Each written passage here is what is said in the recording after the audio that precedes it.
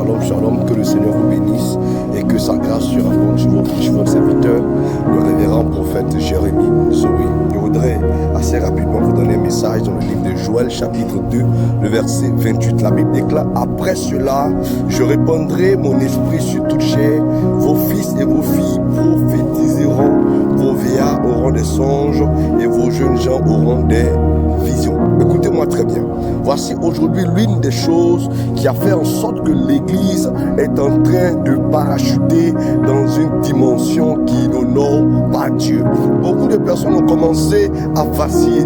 Beaucoup de ceux qui étaient zélés autrefois, qui étaient engagés dans l'œuvre de Dieu autrefois, beaucoup de personnes qui avaient, n'est-ce pas, l'envie de plaire à Dieu aujourd'hui, ont commencé à tomber dans des choses, dans des arrangements. Et aujourd'hui, on ne sait même plus à quel saint se vouer, on ne sait plus à quel homme de Dieu véritablement se confier. Pourquoi? La Bible déclare que après cela, dans les derniers temps, dit Dieu, je répandrai de mon esprit sur toute chair et tout le monde aura l'esprit du Seigneur. Tout le monde aura sur sa vie la main de Dieu. Mais ça va créer, c'est vrai, un réveil. Mais en même temps, tout ce qui est réveil mal canalisé apporte l'apostasie et apporte le syncrétisme religieux.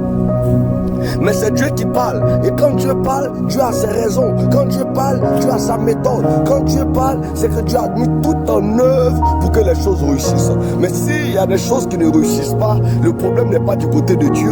Le problème est du côté de nos pères, du côté de nos fils, du côté de nous-mêmes. C'est nous qui avons le problème. Et Dieu dit quoi? Vos vieillards auront des songes.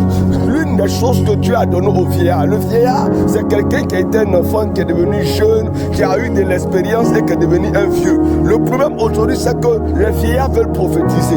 Les vieillards aussi veulent avoir des visions. Or, la Bible déclare que l'une des choses que Dieu a donné aux vieillards dans les derniers temps, c'est d'avoir quoi? Des songes. En autre version, pour avoir un songe, il faut se reposer, il faut dormir, il faut que ton âme soit dans le repos, que ton corps soit dans le repos, et tu auras un message. Et ce message sera un enseignement. Et ce message sera un conseil. Lorsqu'un jeune sera en train de travailler et qui sera en train de mal prophétiser, qui sera en train de dévier, toi le vieux qui a eu un songe, tu vas le recadrer. Toi le vieux qui a eu de l'expérience, tu vas le recadrer. Mais aujourd'hui, la plupart des jeunes veulent avoir des songes et la plupart des vieux veulent prophétiser. Il y a la part des vieux. Aujourd'hui, il y a des vieux qui, lorsqu'ils sont sur le terrain avec les enfants, avec les jeunes gens, avec les gens que eux-mêmes ils peuvent engendrer dans le Seigneur, qu'est-ce qui se passe? Ils commencent à faire concours de prophétie, commencent à faire concours de vision, concours de prédication. Un vieux ne fait pas ces choses. Un vieux ne lutte pas avec ses enfants. Un père ne lutte pas avec ses fils. Un père, n'est-ce pas, ne combat pas ses enfants. Aujourd'hui, la plupart des pères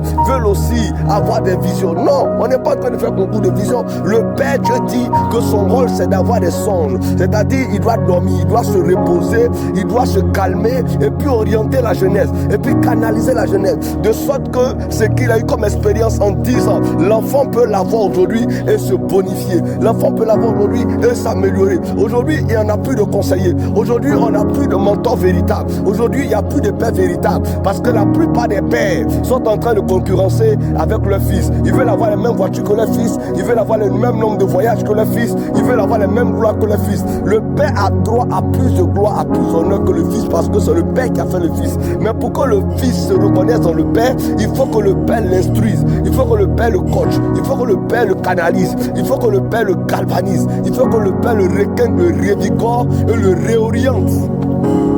Je dis, après cela, vos fils et vos filles prophétiseront. Ce sont les enfants qui prophétisent. Ce sont les fils qui prophétisent. Ce sont les fils qui... Les vieillards doivent se reposer. C'est-à-dire, pas qu'on dit reposer, c'est pas dire abandonner, c'est pas dire jeter l'éponge, c'est pas dire arrêter le travail. Non, mais les vieillards, qu'est-ce qu'ils doivent faire? Les vieillards doivent se calmer et commencer à former, et commencer à coacher, et commencer à orienter, et commencer à instruire. Alléluia, instruire. Nous avons des pères dans cette nation qui ont de l'expérience, qui ont vécu des choses, des gens qui ont plus de 30 ans de ministère, qui peuvent aujourd'hui être des bénédictions pour la jeunesse. Il faut qu'il y ait des colloques, il faut qu'il y ait des organisations, il faut qu'il y ait un bon système pour que la jeunesse y adhère. Et la Bible dit, et vos jeunes gens des visions. Donc les enfants prophétisent, les enfants sont zélés. Tout le monde peut prophétiser, tout le monde peut, mais avoir une vision, il faut avoir de l'instruction. Tout le monde ne peut pas avoir une vision. Dieu peut mettre quelque chose dans ton cœur, Dieu peut placer un rêve dans ton cœur, mais il faut que quelqu'un t'aide à étudier la vision,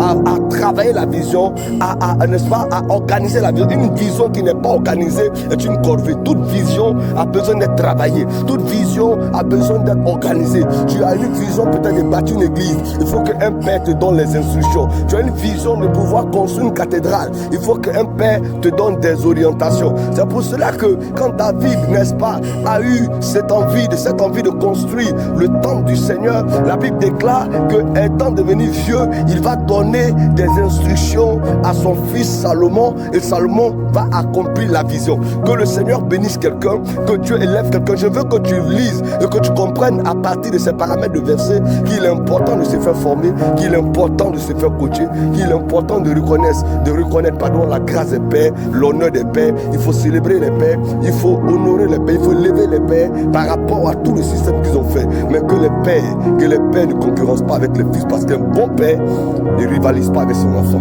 Que le Seigneur bénisse quelqu'un et que la grâce de Dieu soit sur la vie de tout le peuple. Allez, shalom, rends grâce à Dieu et partage ce message, ça t'a fait du bien.